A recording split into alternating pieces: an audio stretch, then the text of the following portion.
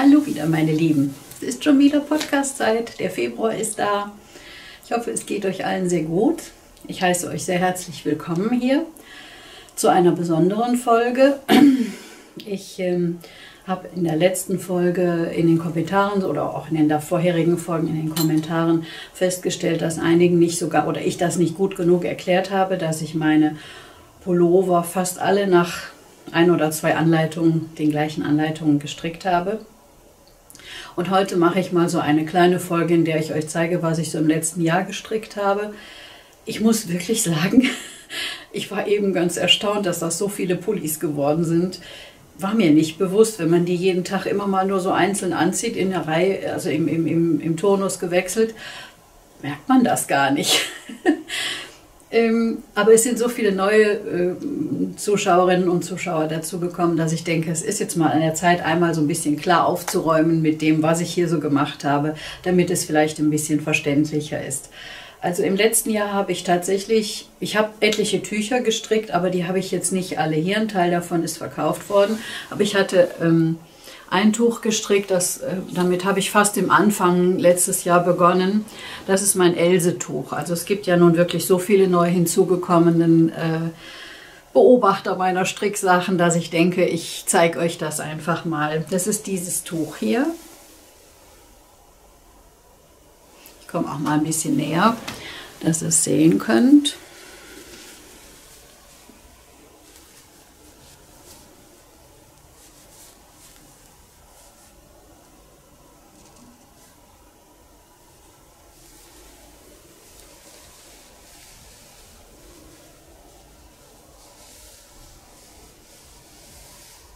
Bis zur Spitze.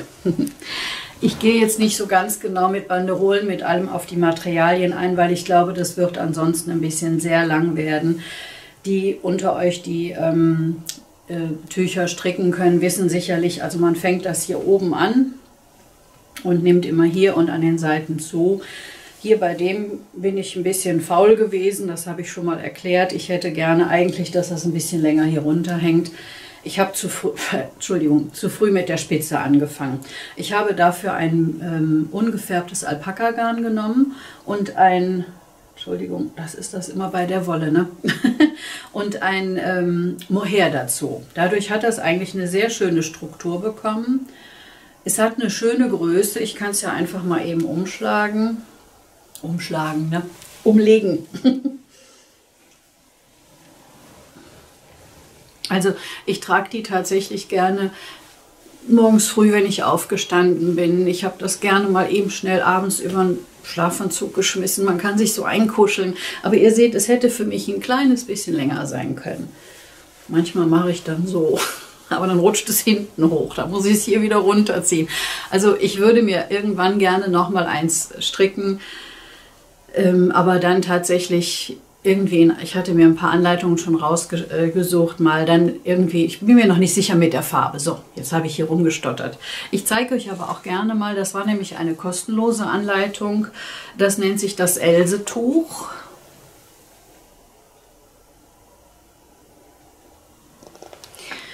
Ich werde euch alles, was ich hier zeige und über das ich spreche, unten in der Infobox verlinken. Das ist eine deutsche Anleitung, ist gar nicht schwierig zu lesen. Ist sicherlich die Mühe wert. Also ich werde mir vielleicht das gleiche Tuch nochmal, ich weiß noch nicht, also dieses Material gefällt mir einfach. Das ist so kuschelig, also wenn ich jetzt hier abends nach Hause komme, wir haben dann die Heizung noch nicht ganz an, dann schlinge ich mir das schnell über und dann bin ich gut angezogen damit und es ist wirklich schnell warm. Also Wolle hält ja wirklich sehr, sehr gut warm. Also das war jetzt so das, womit es eigentlich im letzten Jahr, glaube ich, begonnen hat. Ich habe den größten Teil vielleicht auch schon wieder vergessen.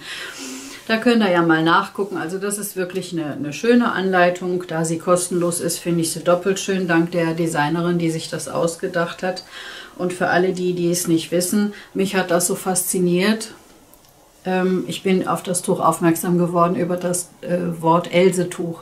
Und zwar hieß meine Großmutter Else, von der ich eigentlich die Liebe zum Stricken kennengelernt habe, die mit Geduld und manchmal sicherlich auch Mühe mir das Stricken näher gebracht hat. Also Heute finde ich tatsächlich, dass sich das Stricken komplett verändert hat. Also ihr werdet das gleich sehen, wenn ich meine Pullover heraus zeige. Ich habe es noch kennengelernt, dass man Pullis wirklich in Einzelteilen strickt, Vorder-Rückenteil, die Ärmel. Und jetzt strickt man ja nun von oben nach unten oder von unten nach oben in einem. Also es ist schon von der Technik her sicherlich, also mir ist es nicht bewusst, dass es das früher so schon gegeben hat. Es wird es vielleicht gegeben haben, aber meine Großmutter hat es mir halt noch ganz klassisch nach dem alten Schema beigebracht. Ne? Dann hatte ich als nächstes mich tatsächlich mal an einen Pullover gewagt. Und zwar war das der Malvarosa Pulli. Ich hatte... einige meiner Dinge sind hier mehrmals aufgeriffelt worden. Dieses Garn habe ich, glaube ich, auch 3-mal neu begonnen und aufgeriffelt. Das wurde nichts. Das ist ich glaube, es war eine Merino-Wolle. Das ist dieser Pulli hier. Ich lehne mich mal so ein bisschen zurück, dass ihr das sehen könnt. Ich habe mir den auch ein bisschen kürzer gestrickt, weil ich das gerne eigentlich auch hier zu meinen Kleidern, die ich mir schon mal genäht habe, tragen möchte. Letztendlich hat es sich herausgestellt, dass ich im Winter die Kleider einfach zu kühl finde und es doch zu Jeans oder anderen Hosen anziehe. Aber auch da sind die kurzen Versionen mit einer Bluse, die unten rausschaut, gar nicht schlecht. Jetzt zeige ich euch das mal aus der Nähe. Ich habe dann hier diese Blüten eingestickt. Also da ist jetzt nicht so viel dran zu sehen. Ihr könnt das Maschenbild erkennen. Hier habe ich tatsächlich noch die, fand ich auch mal schön, die Zunahmen hier so mit Löchern gemacht. Hat mir gut gefallen, weil es dann im Ganzen im Grunde genommen auch wieder eine schöne Linie ergibt. Der ist mir jetzt im Grunde ein bisschen kühl, obwohl das eine Wolle ist. Also den habe ich, glaube ich, auf 5er Nadeln gestrickt. Vielleicht hätte ich den eine Nadelstärke kleiner nehmen sollen. Aber der ist auch in der Farbe schön geworden und mit dank dieser Stickereien hier, die sind Garne von DMC, so kräftigere Garne, die habe ich hier bei uns auf dem Flohmarkt gefunden. Ich zeige euch gerne mal, dass es auch, damals war es eine kostenlose Anleitung, und zwar gibt es die Firma Expression Fiber Arts, die machen jeden Freitag, wenn man sich für den Newsletter anmeldet, für eine begrenzte Zeit kann man dort gewisse Anleitungen mal umsonst bekommen. Ich glaube, heute ist es mittlerweile eine Kaufanleitung, aber so teuer ist es auch nicht. Ich zeige euch das mal. Und zwar ist das eine englische Anleitung, aber die ist sehr gut verständlich geschrieben. Ich kann euch gerne mal sagen, ich meine, ich hätte das hier aufgeschrieben, in welcher Größe ich das gestrickt habe. Moment. 120... Also das ist eine Anleitung, die bis Größe 52, glaube ich, geht. Fand ich ganz klasse für alle die tatsächlich auch eine größere Größe brauchen. Ich meine, ich hätte das in SL gestrickt, glaube ich, ja. Ich kann das jetzt hier auf die Schnelle leider gar nicht so richtig sehen. Es ist eine englische Anleitung, wie gesagt. Sehr gut verständlich. Ich meine, das war im Prinzip nach etlichen Jahrzehnten mein erster Pulli wieder, den ich gestrickt habe. Und der ist mir gelungen, also wird euch das auch gelingen. Ich habe das Einzige, was ich hier dran nicht so schön fand, war, dass das Bündchen hier oben doch ziemlich weit war. Das bei allen Pullis war das, aber auch bei anderen so, dass mir das hier ein bisschen runterzog. Ich habe vielleicht auch nicht die geradesten Schultern mehr. Ich habe dann einfach hier oben drumherum hier glaube ich sogar 2 Runden feste Maschen gemacht. Also das finde ich jetzt nicht wirklich schlimm. Ich denke, das sieht man nicht. Schaut mal. Von daher fand ich das nicht schlimm. Und ich glaube, dort ist es eine längere Anleitung. Ich habe das etwas früher aufgehört und habe dafür aber das Bündchen länger gemacht. Also das ist ein ganz weicher Pulli, den ich gerne bisher getragen habe. Wirklich so jetzt, wenn es Frühling wird, wieder. Ne? Dann habe ich noch eine weitere Anleitung gefunden in Deutsch. Die war auch kostenlos, in Deutsch geschrieben.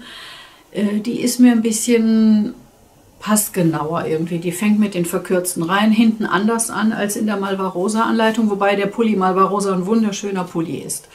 Also Vielleicht habe ich den auch in der falschen Größe gestrickt. Ich müsste mich da nochmal mit beschäftigen und den eventuell nochmal machen. Aber ich habe dann als nächstes diese Anleitung, ich habe sie jetzt schon sehr oft in die Kamera gehalten, von Edna. Die ist also auch eine kostenlose Anleitung. Das ist dieser Kirschblütenpullover.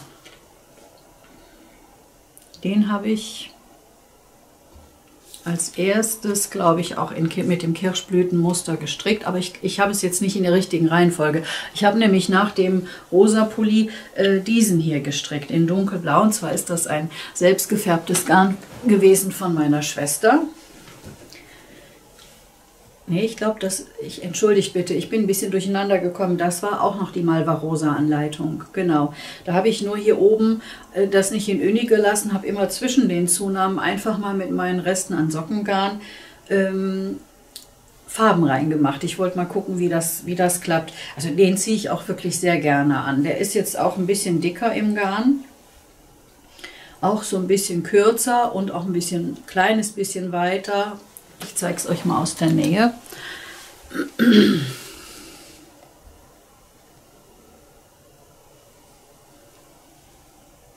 Also ihr seht mal, wie das Blau schön ist, das meine Schwester gefärbt hat. Das hat noch so kleine Helligkeiten und Dunkelheiten. Also gefällt mir richtig gut. Das hat dadurch so ein ganz kleines bisschen Struktur. Also da seht ihr mal, was man aus einer Anleitung jetzt machen kann von der Malvarosa. Genau, das war auch die Malvarosa-Anleitung. Entschuldigt, dass ich das jetzt ein bisschen durcheinander gebracht habe. Ich berichtige das gleich nochmal. Man kann das sehr gut abwandeln. Das geht wirklich klasse. Also von daher kann ich euch nur ermutigen, das ist auch so ein schöner Resteverwerter, wenn ihr jetzt ein Grundgarn habt. Ich habe das auch wieder auf 5er Nadeln gestrickt. Ich glaube, ich habe 1100 Meter oder was vielleicht höchstens gebraucht. Ich hatte noch ein bisschen was über. Und so habe ich mir dann noch ein paar Strümpfe gestrickt. Ich habe dann, das mit den Strümpfen klappte dann irgendwann. Schaut mal. Rosane Spitze, hellblaue Fersen und dann oben nochmal dieses gemusterte. Das ist eigentlich eine schöne Sache. Ich meine, Strümpfe stricken können ja ganz, ganz viele. Da bin ich ja nicht jemand, der das neu erfunden hat, aber ich kann das jetzt. Ich finde, das ist eine schöne Resteverwertung, wenn man so einen Pulli hat. Ich trage also diese Pullis, wenn ich sie zu meinen Hosen anziehe, auch sehr gerne mit meinen, ich habe so cognacfarbene Stiefel. Und da lasse ich das hier gerne so ein bisschen rausgucken. Ich finde, das ist ja dann von da bis da nochmal so eine Sache, die sich gut anlässt. Ne? Kann ich euch anraten, mal mit den Strümpfen so anzufangen dazu. Also ich meine, es ist immer so ein bisschen das Gefühl, komme ich mit der Wolle jetzt hin oder komme ich nicht hin? Ne? Hier hat es jetzt geklappt. Also ich freue mich darüber, dass mir das gelungen ist. Den habe ich sehr, sehr viel schon angehabt. Also das gefällt mir auch richtig gut. Würde mir auch gerne nochmal was machen, was vielleicht hier heller ist. Und dann oben mit den Streifen. Ja, und dann habe ich tatsächlich als nächstes die Anleitung gestrickt, weil ich dann dachte, ich möchte mal eine andere Anleitung haben. Das war dann tatsächlich jetzt hier dieser Kirschblütenpulli. Ich halte ihn jetzt deswegen nochmal zur Orientierung nochmal rein. Das war der Kirschblütenpulli und zwar habe ich den aus einer Wolle gestrickt, die sich, das ist auch ein Babyalpaka, aber die sich wie so ein Luftgarn anfühlt. Ein Traum. Fast einer meiner Lieblingspullis vom Material her. Und zwar ist das, ich habe das in hellblau gestrickt und habe die Kirschen in gelb gemacht. Habe also hier unten nochmal ein bisschen Gelb reingebracht und auch hier an den Ärmeln. Das Gelb hatte ich noch. Und das Blau war auch ein Garn, das war schon mal ein Polunder gewesen. Den hatte ich gehäkelt, aber das hat mir überhaupt nicht gefallen. Da habe ich gedacht, komm, dann mach den nochmal auf. Das bringt ja nichts, wenn man es nachher im Schrank liegen hat. Ich komme jetzt nochmal näher, damit ihr das schöne Muster nochmal sehen könnt.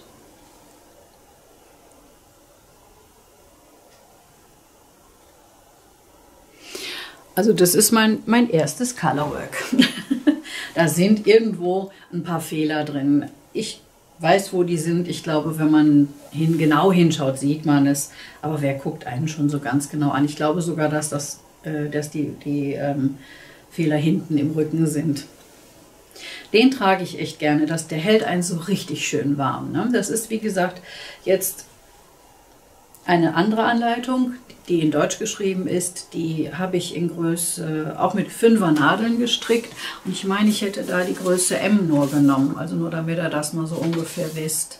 Ja, ich meine, ich hätte die Größe M genommen, da ich es auf 5er Nadeln gestrickt habe. Ich stricke blöderweise nie eine Maschenprobe. Aber der ist gut gelungen. Also ich trage da gerne mal eine weiße Bluse drunter, Jeans, die Stiefel dazu. Dann habe ich ja hier schon mal so diesen Schmuck. Ne? Schaut mal, dann ist man irgendwie ganz schnell angezogen. Wenn ich so nicht weiß, was ich morgens anziehen soll und mich warm halten möchte, ist das eine schöne Alternative. Dann war ich mutig und ich hatte da schon längere Zeit ein schönes cognacfarbenes Baby-Alpaka liegen, wo ich nicht genau wusste, was ich daraus machen sollte und mir auch nicht sicher war, ob das wirklich reicht, um einen ganzen Pulli in Uni daraus zu bekommen. Da habe ich mir diesen Pullover gestrickt.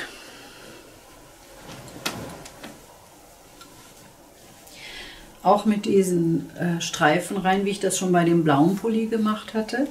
Und zwar habe ich da immer zwischen den Zunahmen von der Edna. Das ist genau die Kirschblütenanleitung.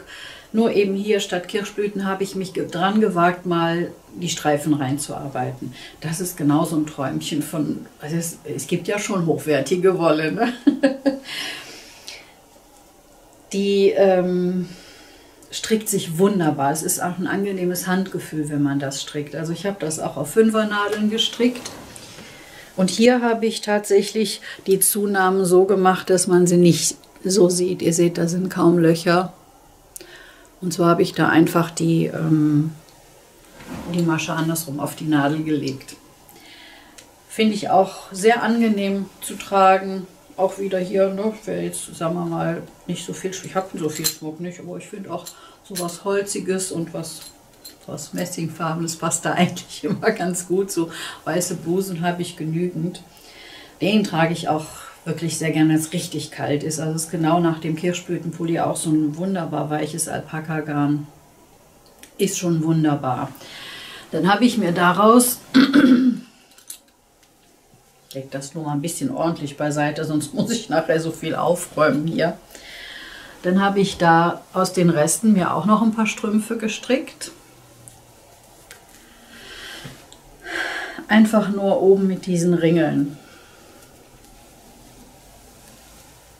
Das ist nochmal ein Garn, was ich über hatte. Das ist nicht das gleiche Baby-Alpaka. Ich hatte ein Sockengarn, was hier in der Farbe aber ziemlich gut dazu passte. Also die trage ich wirklich gerne in Verbindung mit dem Pulli. Ich mag das schon mal gerne. Das ist wie früher, glaube ich, die Leute, die Hut getragen haben. Ne? Die hatten dann einen Mantel und immer mal einen anderen Hut auf. So habe ich mal ein paar andere Strümpfe dann an. Ja, jeder Jack ist anders, ne? Sagt man hier im Rheinland. Zu dem hellblauen Pullover hatte ich mir nämlich dann auch noch ein paar Strümpfe gestrickt. Ich werde euch die Anleitung hiervon, das ist von einem Kanal, der heißt, glaube ich, Die Sonne. Das ist eigentlich eine Anleitung, eine wunderschöne Anleitung hier für dieses, hier oben für dieses Bündchen. Schaut mal. Das ist so ein Lochmuster, also die trage ich gerne zu dem dunkelblauen Pulli auch mal, wenn die anderen mal in der Wäsche sind. Ja, dann komme ich jetzt zu einem Pulli, den habt ihr noch gar nicht gesehen, den habe ich euch irgendwie unterschlagen. Und zwar wollte ich dann nach dem Kirschblütenpulli und dem Streifenpulli mal was machen, was hier oben irgendwie anders ist. Ich hatte aus der Zeitschrift The Knitter mir dann so ein paar Charts rausgesucht, und zwar werden die Zunahmen immer ja nur hier zwischen 4 und 5 Reihen ungefähr. Manchmal sind es auch 7 Reihen gemacht. Also man muss dann schon was raussuchen, was klein ist, und das habe ich dann versucht umzusetzen. Da ist dann dieses Teil draus entstanden, den habt ihr noch gar nicht gesehen. Den trage ich aber auch so viel. Da habe ich auch so ein Luftgarn verwendet. Hier, das ist ein Rest von meiner Tartan-Knitdecke, die zeige ich euch jetzt danach. Die habe ich auch letztes Jahr zu Ende gestrickt. Das Rosane war mal ein Schal für meine Schwiegermutter. Und das Wollweiße hier drin, sind die Reste von dem Else-Tuch. Also, ich komme mal näher, da ihr den ja noch so gar nicht kennt. Das sind jetzt quasi Muster die ich da selber versucht habe reinzuarbeiten. Also hier unten, das ist mir noch nicht so hundertprozentig gut gelungen. Aber ich denke, fürs Erste kann ich das so laufen lassen. Also den trage ich sehr, sehr viel. Das ist, wie gesagt, auch so ein Kuschelteil. Ich finde auch diese Luftgarne, diese Alpaka-Garne, die halten irgendwie die Wärme mehr, als man von Schurwolle her kennt. Also das dunkelblaue ist eine Schurwolle von meiner Schwester. Der hält auch schon schön warm, aber die hier halten noch auf eine andere Art und Weise warm. Vielleicht auch, weil die leichter sind und irgendwie die Luft mehr, also die Wärme, die man selber abgibt, ein bisschen besser speichern kann. Ich weiß es nicht genau, womit das zusammenhängt. Also wie gesagt, den finde ich auch toll in der Farbe. Das sind zwar eigentlich so, hätte ich eigentlich nie gedacht, dass das meine Farben sind. Ich hatte da nur noch so viel von über, von diesem, ja, was ist das denn, so zwischen Türkis und hellblau. Also es ist eine schöne Farbe, also die kann man gut kombinieren. Auch wieder mit meinen cognacfarbenen Stiefeln dazu. Also Cognac für Schuhe ist tatsächlich so ein Hauptgewinn, wenn ihr euch mal neue zulegen möchtet. Ich glaube, im Moment sind ja auch wieder viele reduzierte Sachen zu bekommen, wenn man nochmal etwas braucht. Also kann ich euch mal anraten. Also guckt mal nach cognacfarbenen Stiefeln oder Schuhen, wie auch immer. Ich habe mir nämlich auch mal irgendwann, das habe ich jetzt aber vergessen, einen Schal gestrickt in Cognacfarben. Der passt auch zu allen meinen Jacken. Also das ist durchaus eine Farbe, die man sehr, sehr gut kombinieren kann. Also wie gesagt, jetzt habt ihr den auch mal gesehen. Trage ich auch sehr, sehr gerne. Auch die Anleitung von Edna vom Kirschblütenpulli. Nur eben hier oben was abgewandelt. Dann habe ich zeige euch als erstes mal die Decke noch. Das war eine Decke, die habe ich im Jahr davor angefangen, aber im letzten Jahr zu Ende gestrickt. Und zwar nennt sich das Tartan Knit. Ich habe das Buch jetzt leider vergessen, aber ich verlinke euch das unten in der Infobox. Ich mache auch hier mal einen Link dazu, da kann ich euch das mit dem Buch nochmal zeigen. Wer möchte, kann sich das dann gerne nochmal anschauen. Und zwar ist das diese Decke hier. Ich halte sie jetzt einfach mal so. Man strickt im Grunde genommen diese Breiten, erstmal nur die Streifen und in eine Reihe rechts, eine Reihe links. Und lässt aber da, wo man dann eine Unterbrechung haben möchte, lässt man dann also auf der rechten Seite eine linke Masche hochlaufen.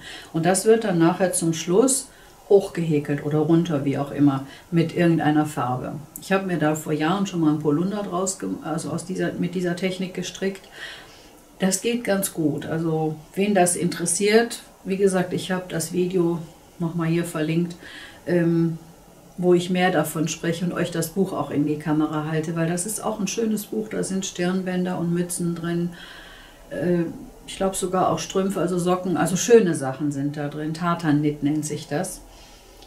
Das ist eine Decke, die ich jetzt abends immer so über meine Beine lege. Ich komme mal was näher, dass ihr noch mal ein bisschen was davon sehen könnt. Viele kennen das ja schon, aber die neu hinzugekommenen nicht. Ich habe hier oben dann tatsächlich einen Rand gemacht mit einer Masche rechts, einer Masche links versetzt, also in diesem Perlmuster.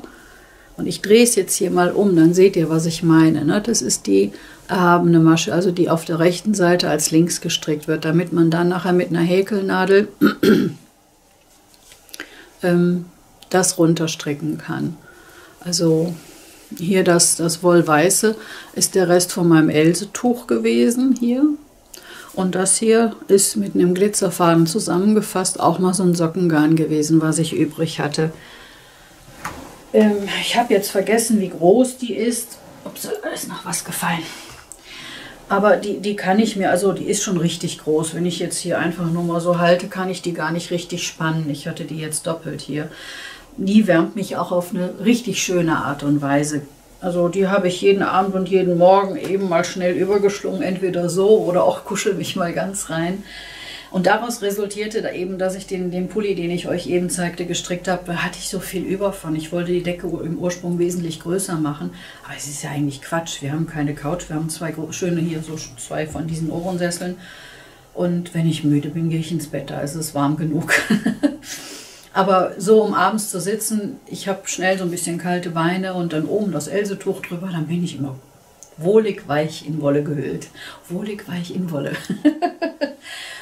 Ja, also ihr seht, das kann man also auch aus diesen Luftgarnen alles sehr schön machen. Die hatte ich, fast alle Garne, die ich heute zeige, sind von Diese Wolle Stolberg in diesem Werksverkauf. Die haben halt diese Garne auch im Verhältnis zu einem sehr, sehr günstigen Preis. Allerdings kriegt man das nicht immer nach. Was da ist, ist da.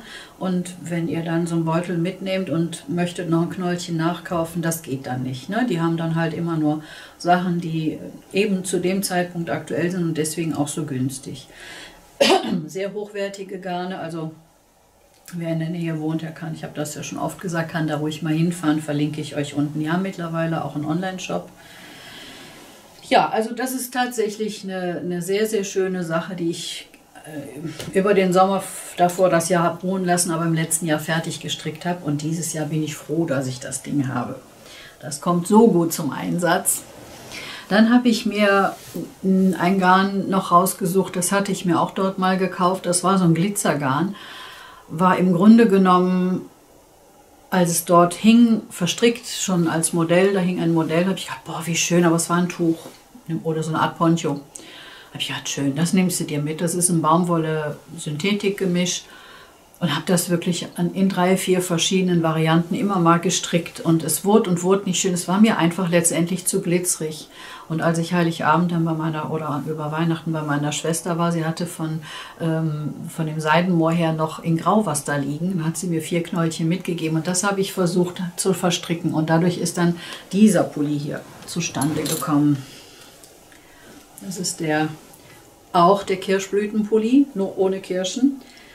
Ich komme gleich mal näher. Und zwar sind da auch die Reste von meinem Else-Tuch drin. Also da hatte ich auch einen größeren Beutel gekauft. Auch wieder dieses cognacfarbene Sockengarn, was ich noch da hatte. Und eben das Lurex-Garn mit dem Mohair zusammen. Und das gefiel mir jetzt richtig gut.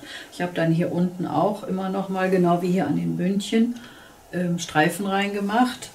Da habe ich jetzt im Prinzip, was habe ich gemacht? Ach ja, gar nicht so viel. Ich habe da so ein bisschen versetzte Maschen gemacht, so nach meiner Fantasie. Seht mal, wie schön das glitzert.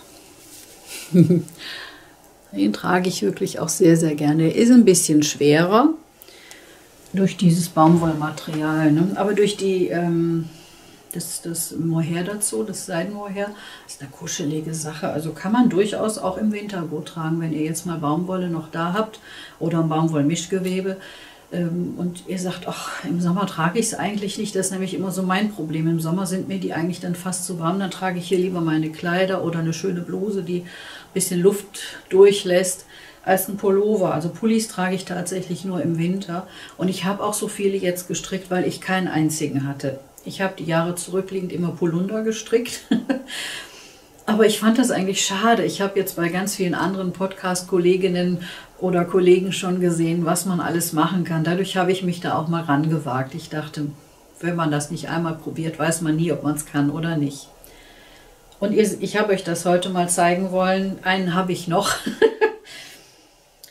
damit ihr mal seht, was man wirklich alles machen kann. Also ich habe das alles abgeändert. Ich mag das gerne stricken mit einer Grundanleitung, die gut sitzt. Auch fast alles habe ich auf 5er Nadeln gestrickt. Und gucke dann, was habe ich noch in meinem Vorrat und versuche das dann mit einzuarbeiten. So, und dann habe ich den letzten Pulli, auch nach der Kirschblütenanleitung, den hatte ich, glaube ich, beim letzten Mal in meinem letzten Video an. Das ist dieser hier. Das war, soweit ich weiß, eine reine Baumwolle. Da habe ich im Grunde genommen Fantasiemuster reingebracht. Also ihr seht, das kann man auch schön in Uni reinbringen. Auch wieder so ein kürzer geschnittenes Teil, den habe ich allerdings auf 4er Nadeln gestrickt. Hier oben so ein Karo-Muster und dann habe ich hier nochmal so ein paar Nöppchen reingebracht und da unten dann diesen, ja, einfach nur einen Umschlag und 2 zusammenstricken. Auch ein schöner Pulli, den ich jetzt, wenn es ein bisschen wärmer wird, sicherlich sehr gerne tragen mag. Und da finde ich nämlich auch dann wieder mal, ne, mal einfach so was Holziges drauf. Will euch nicht langweilen, aber ich wollte damit eigentlich auch nur sagen, man muss nicht so sehr viel Geld für Schmuck ausgeben. Ein gescheites Teil, das war auch irgendwas von Bijou Brigitte, das war gar nicht teuer, ich glaube 19 €. Aber da es fast die Farbe hat wie meine Stiefel, trage ich das immer oder sehr häufig in Kombination. Und ich finde, es passt zu vielen Sachen ganz gut.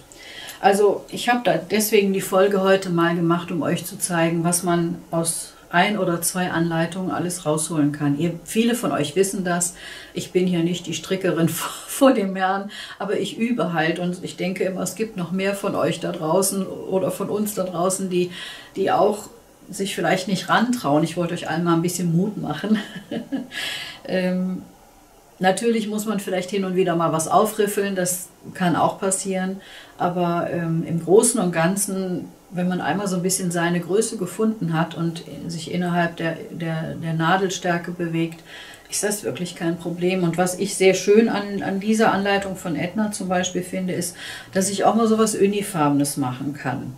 Also ich finde die einfach ganz toll. Ich muss mal überlegen, ob ich mir würden nämlich dann jetzt für das Frühjahr auch mal ein paar Strickjacken gut gefallen. Und damit komme ich jetzt wirklich zum letzten Teil, dass ich aus dieser Edna vom Kirschblütenpulli Anleitung gemacht habe. Da habe ich mich, weil ich mir dieses Jahr mal Colorwork auf die Tafel geschrieben hatte, habe ich mich dran getraut und er ist noch nicht ganz fertig. Im letzten Video hatte ich euch das schon mal gezeigt. Das ist nicht so schwer, wie man denkt. Aber man muss sich schon sehr konzentrieren. Ich zeige euch mal. Und zwar soll das eine Strickjacke werden. Auch wieder Edna-Anleitung. Vielleicht komme ich direkt mal was näher. Ich hatte dieses schöne Tweed-Garn. Schaut mal. Und habe dann mir aus der letzten The Knitter Muster rausgesucht. Na, hier unten bin ich. Ne, so. Da kann das sehen.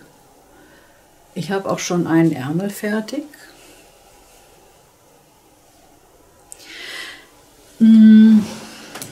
Allerdings muss ich da was zu sagen. Also ich habe dann dank der lieben Froni von Seven Knits herausgefunden, dass ich das hier vorne mit 8 Maschen zum Aufschneiden, zum Sticken machen soll.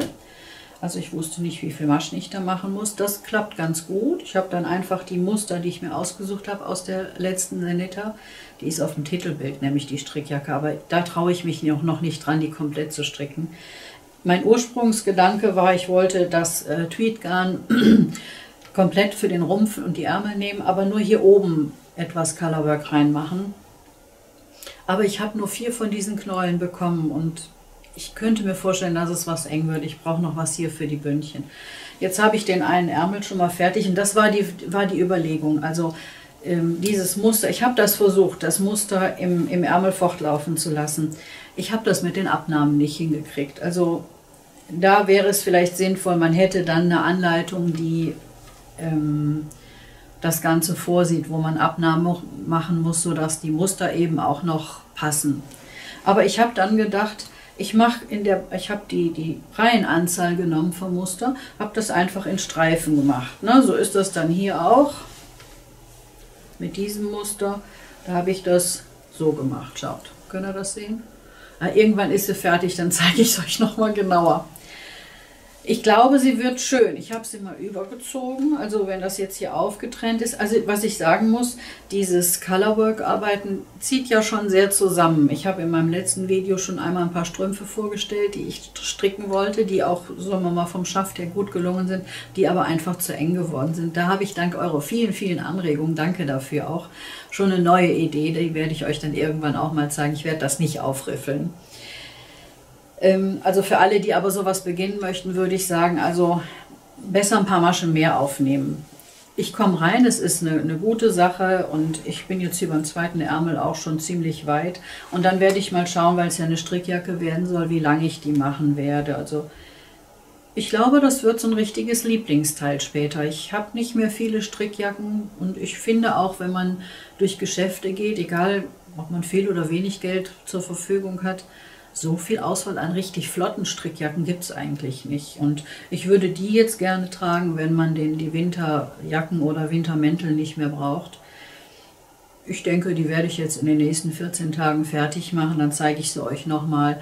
Aber wie gesagt, das ist jetzt bis auf die ersten beiden Teile alles aus der Anleitung von Edna aus dem Kirschblütenpulli entstanden. Selbst diese Jacke mit anderen Mustern. Hier oben, da habe ich mir wirklich kleine Charts rausgesucht von der letzten The Knitter. Ihr seht mal, ich mag das, diese Fantasie walten lässt, was man dann alles daraus zaubern kann. Es ist natürlich anstrengend, man muss sich wirklich, auch hier bei dem musste ich mich stark konzentrieren, dass ich keinen Fehler einbaue. Ich habe auch, glaube ein- oder zweimal eine halbe Runde zurückstricken müssen. Erst wollte ich das lassen, aber dann habe ich gedacht, nee, so ein Teil strickst du nicht nochmal neu, das ärgert dich nachher am Ende, wenn es dann fertig ist. Ne? Und jetzt bin ich ganz dankbar. Also ich werde euch da nochmal was von berichten, wenn er fertig ist, was Garn und sowas angeht. Also die ist auch relativ schwer, das Tweedgarn ist recht schön. Also ich mochte das gerne so, wenn man die ersten Frühlingstage hat, wo man sagt, ach, jetzt mache ich mal einen kleinen Spaziergang, aber ich will nicht gleich so eine dicke Jacke wieder anziehen, weil man dann auch weiß, dass einem die dann zu warm ist. Dafür ist dann diese Jacke gedacht. Aber ich würde mir vielleicht, wenn die jetzt gut sitzt, nochmal was in Öni machen mit einem Muster. Ich muss mal schauen. Also es gibt ja noch so viele Möglichkeiten. Und dann wollte ich euch noch was zum Lachen geben, was ich nämlich auch letztes Jahr noch gestrickt habe. Das war meine kleine Bridget. Ich zeige es dir euch. Ich muss hier nur mal die Mütze aufsetzen. Die war gerade abhanden gekommen. Ihr dürft jetzt herzlich lachen. Mein erstes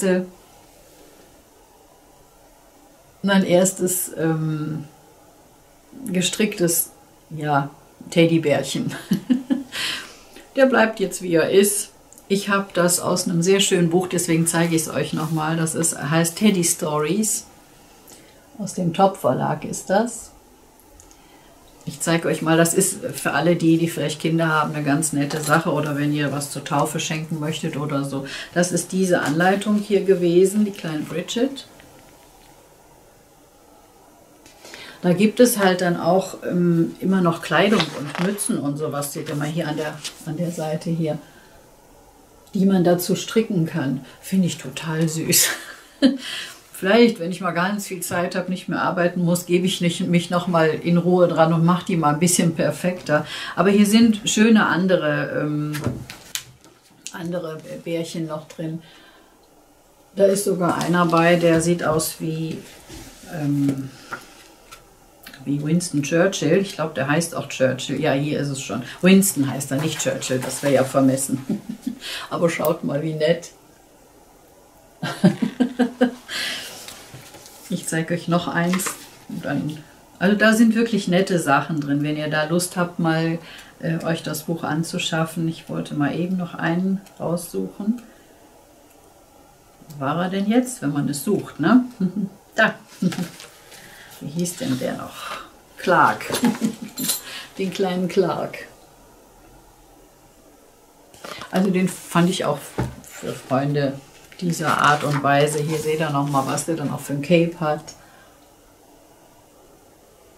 Also fand ich auch ganz niedlich. Damit wollte ich jetzt heute die Reihe auch eigentlich schließen. Denn das ist schon eine recht lange Folge geworden. Das ist ein sehr schönes Buch. Ich verlinke es euch nochmal. Das gibt es auch noch. So dass ich denke, wer da Spaß dran hat, der kann sich das ja nochmal besorgen. Ansonsten habe ich jetzt nichts Neues. Es waren halt fast alles alte Sachen, aber doch noch nicht so alt. Das Jahr hat ja gerade erst angefangen. Ich hoffe, es geht euch allen gut. Meine Schwester und ich werden jetzt also auf Rosenmontag ja unsere Reise nach Bad Sassendorf antreten, wo wir uns ein bisschen was gut gehen lassen können. Ich bin dazu eingeladen worden von meinem Schwager, der hat ihr das zum Geburtstag geschenkt, eine Reise für 2 Übernachtungen für uns beide und da freue ich mich richtig drauf. Also da ja, werden wir mal eine schöne Massage oder irgendwas bekommen, mal sehen und uns lecker beköstigen lassen. Das Haus hat eine sehr gute Küche, da freuen wir uns sehr drauf. Ansonsten arbeite ich im Moment an einer neuen Sache, die ich euch vielleicht dann im nächsten Podcast vorstellen werde. Da erkläre ich euch noch Näheres zu. Ich glaube, das ist jetzt, ich bin da gerade wirklich fieberhaft dabei, das alles aufzubauen und erkläre ich euch im nächsten Podcast mal. Das ist jetzt was viel. Ihr habt jetzt einiges zu verdauen. Schaut euch das nochmal an und vielleicht sagt er mir mal, ob ihr auch mal so Anleitungen gehabt habt, mit denen ihr so verschiedenste Sachen gestrickt habt oder aus denen ihr so verschiedenste Sachen gemacht habt. Ich finde die Garnvielfalt so interessant, dass man sagen kann, also man muss nicht immer nur genau nach der Anleitung gehen. Mein Partner und ich, wir kochen ja gerne und wir machen das immer so, wenn wir kochen. Wir sagen immer, wir kochen es einmal im Original und dann gucken wir, ob es uns schmeckt, dann machen wir es nochmal oder wir ändern es ein bisschen auf unseren Geschmack ab. Und das Schema passt jetzt auch auf die auf die Anleitungen und auch auf meine Pullover. Einmal habe ich den Kirschblütenpullover im Original gestrickt und auch den Malvarosa-Pulli und habe sie dann einfach mal versucht abzuwandeln. Also das macht mir wirklich viel Spaß, vor allem geht das auch schnell. Ne? So, in diesem Sinne jetzt ist, was haben wir, eine gute halbe Stunde schon wieder um. Also wenn ich hier anfange, denke ich immer, ach Chris, du bist viel zu schnell. Aber letztendlich kriege ich die Kurve dann doch immer noch. Hier scheint heute sehr schön die Sonne. Wir haben, glaube ich, heute erst den, was haben wir denn, den 8. Februar. Ich nehme ja immer etwas zuvor auf, weil ich das noch bearbeiten möchte.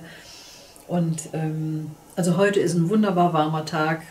Warm nicht, aber sonnig und ich glaube irgendwie was um die 5 Grad oder so. Ein herrlicher Tag, um einen Spaziergang zu machen. Ich werde jetzt hier alles aufräumen. Ich hoffe, es hat euch gefallen und bleibt mir gewogen. Habt eine schöne Karnevalszeit und lasst es euch gut gehen, ihr Lieben. Bis bald. Tschüss.